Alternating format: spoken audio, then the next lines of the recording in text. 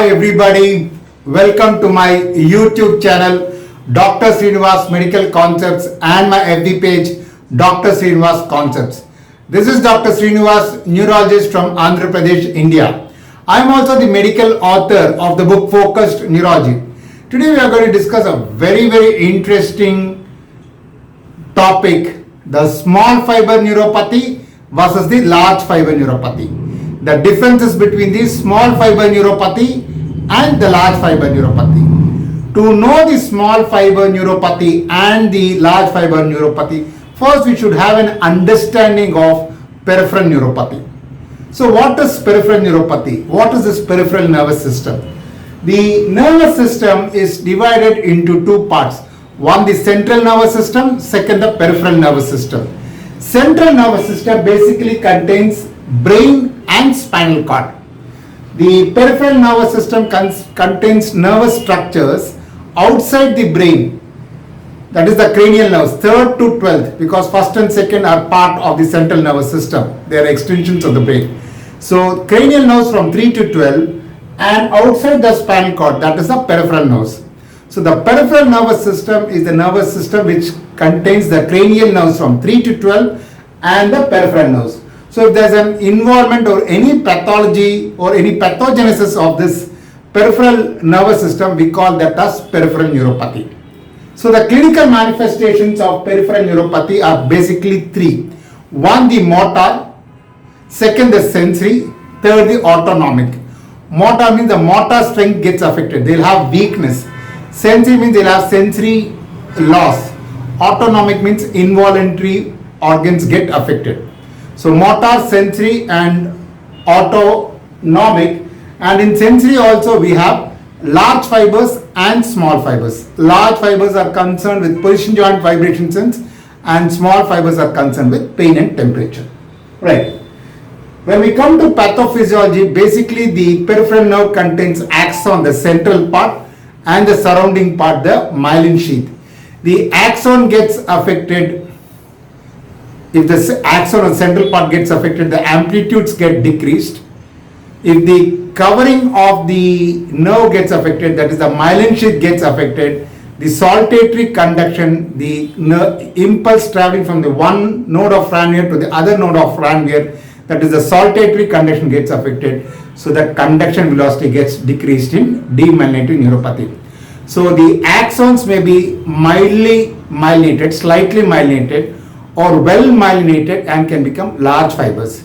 So the nerve fibers can be divided into large fibers wherein they have good myelination, the size is big, or small fibers where they are least myelinated or not at all myelinated and therefore the size is small.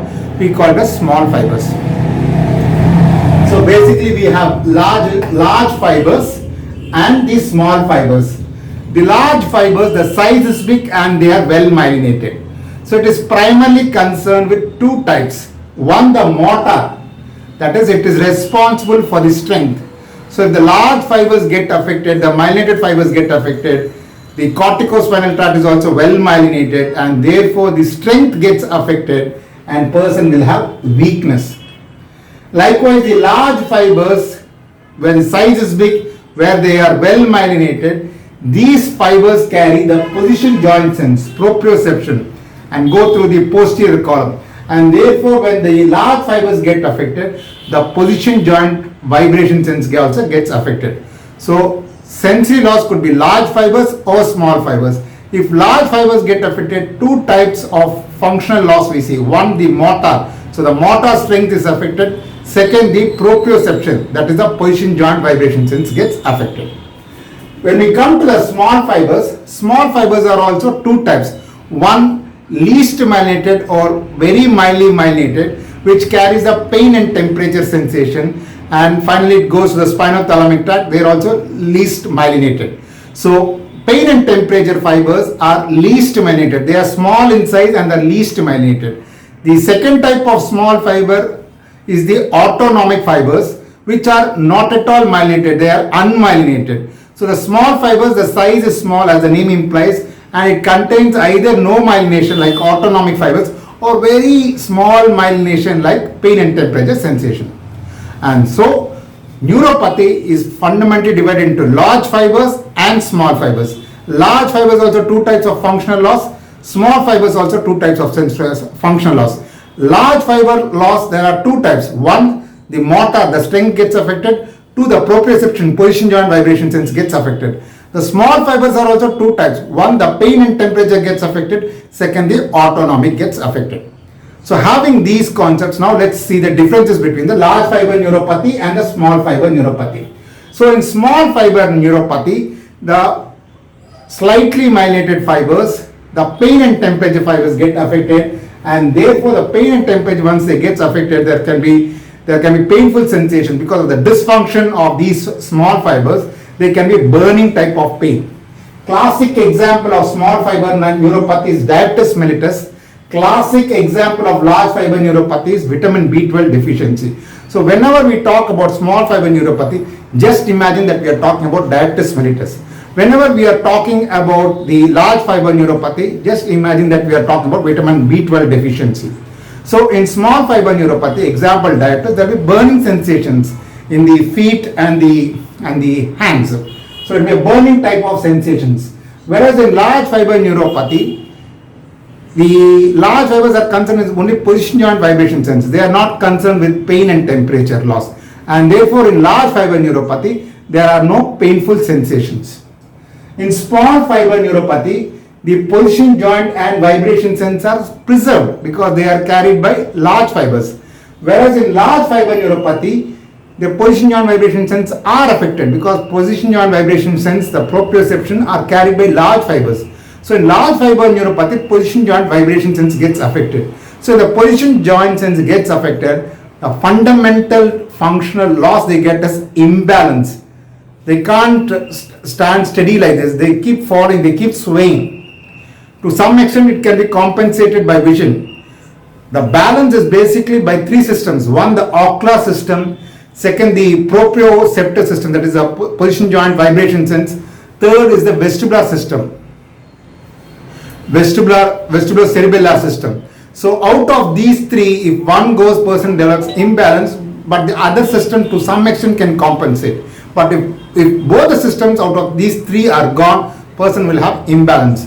So even if the position joint vibration sense are lost, they may have slight imbalance, but to some extent they can compensate by vision and the vestibulocerebellum. But when you ask them to take out the second system which is also responsible for balance, that is ocular, by asking them to close their eyes, they have severe swing and then they fall.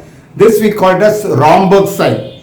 And we classically teach medical students that when they go near the wash basin and try to splash the water on their face, momentarily they close the eyes and therefore the compensatory effect of the vision is also lost and they fall. So in large fiber neuropathy, primarily there is position joint sense is lost, imbalance, and you can objectively demonstrate it by Romberg sign. And the third, in small fiber neuropathy, the muscle strength is normal. Whereas in large fiber neuropathy, as I said, the motor system gets affected, so they have weakness. So in large fiber neuropathy, we find weakness. In small fiber neuropathy, there may not be much weakness. Likewise, in small fiber neuropathy, the deep tendon reflexes are preserved because deep tendon reflexes, the afferent is carried by large fibers, and therefore in small fiber neuropathy, the deep tendon reflexes are preserved.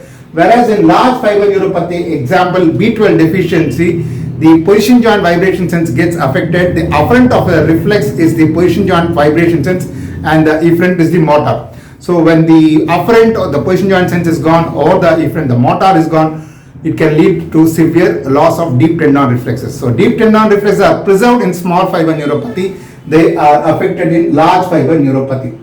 And therefore, when we do nerve conduction studies in the small fiber neuropathy, the nerve conduction studies generally cannot pick up the autonomic involvement of small fibers, and therefore the nerve conduction studies are normal in the small fiber neuropathy. If at all the axon is severely affected, there may be amplitude decreased. But in large fiber neuropathy, definitely the nerve conduction studies is abnormal. The position joint vibration sense is affected, the conduction velocity is affected, and they have abnormal findings. The conduction velocity gets decreased because the myelination is gone, the saltatory conduction is gone, so conduction velocity gets decreased and there's a prolongation of distal latencies. So whenever we talk about small fiber neuropathy, we should always remember we are talking mostly of diabetes, because diabetes is the most important cause of small fiber neuropathy.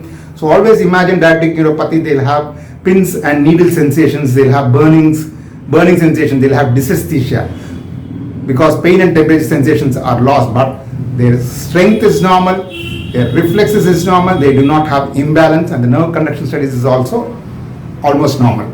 Whereas in large fiber neuropathy, example vitamin B12 deficiency, they don't have any pain, but position joint vibration sense is impaired, so they'll have severe imbalance, they have weakness because large fibers, the motor fibers get affected, the deep tendon reflexes are also lost, and when you do nerve conduction studies, since the myelination is gone, the conduction velocity gets decreased, there is the prolongation of the distal latencies. So again, why is this important? Large fiber neuropathy, if there's a demyelination, there's a chance for remyelination, the prognosis is generally good in large fiber neuropathy, but in small fiber neuropathy, the prognosis may not be that favorable. So if we have a good understanding of small fiber neuropathy and large fiber neuropathy, we can approach a person suffering from neuropathy confidently. And why we need to know about small fiber neuropathy, and that is why we are insisting so much, because of the causes of peripheral neuropathy, 1/3 of the causes of peripheral neuropathy is because of diabetes. So that is so very common in causing peripheral neuropathy, and with the explosion of diabetes across the world, the number of persons suffering from neuropathy due to diabetes is going to definitely increase, and therefore we should have a definite idea, a good idea about diabetic neuropathy and to prognosticate. I hope you have really enjoyed listening to my lecture. If you have any suggestions or comments, kindly post on to my YouTube channel. But please like and subscribe my YouTube channel, Dr. Srinivas Medical Concepts, and my FB page, Dr. Srinivas Concepts. Thank you. Bye.